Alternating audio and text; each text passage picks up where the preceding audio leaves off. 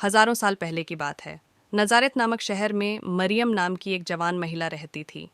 उन दिनों मरियम का यूसुफ नाम के एक आदमी से प्रेम था। एक रात जब मरियम सो रही थी तो ईश्वर ने उसके सपने में गैब्रियल नाम के एक स्वर्गदूत को भेजा। उसने मरियम को बताया कि वह जल्द ही एक पवित्र आत्मा वाले पुत्र को जन्म देगी, जिसका नाम उसे यीशु रखना होगा।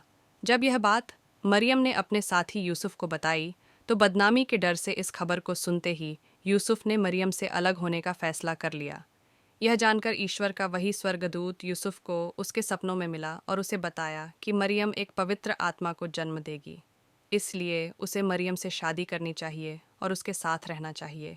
उस स्वर्गदूत की बात सुनकर यूसुफ ने ऐसा ही किया। उन दिनों नजारेत शहर पर रोमन साम्राज्य का हिस्सा हुआ करता था। जब मरियम गर्भवती हुई तो उन्हीं दिनों रोमन राज्य में जनगणना चल रही थी। राज्य के नियमों के अनुसार यूसुफ और उसकी पत्नी मरियम भी जनगणना में अपना नाम लिखवाने के लिए यरूशलेम के बैतलहम नगर चले गए। हालांकि बैतलहम में उन्हें रहने के लिए कोई स्थान नहीं मिला, जिस वजह से वे दोनों एक गौशाले में रुक गए। बैतलहम के उसी गौशाले में ही मरियम ने उस पवित्र आत्मा वाले पुत्र को जन्म दिया और उसका नाम यीशु रखा। जब उस गौशाले में अपने जानवरों की देखभाल करने के लिए एक चरवाहा आया तो ईश्वर के दूतों ने उसे बताया कि उसका उद्धार करने वाला बैतलहम में आज पैदा हुआ है। पहले तो उसने इस बात पर यकीन नहीं किया, लेकिन जब उसने गौशाला में मरियम, यूसुफ और यीशु को देखा तो वह हैरान रह गया। वहीं यीशु के जन्म के समय आसमान में एक तेज चमकता हुआ सितारा भी दिखाई दिया था। उसे देखकर एक दूर के शहर में रहने वाले 3 ज्योतिषी भी यीशु के जन्म की खबर को समझ गए थे। वो तीनों उस सितारे का पीछा करते हुए उस गौशाले तक आ गए थे। वहां पहुंचकर उन्होंने प्रभु यीशु को प्रणाम किया। उन्होंने यीशु के परिवार को उपहार दिया और यीशु की पूजा भी की। उन तीनों ज्योतिषियों को यह पता था कि उस राज्य का राजा अच्छा नहीं है। उसे जब इसका पता चलेगा तो वह यीशु को मार डालेगा।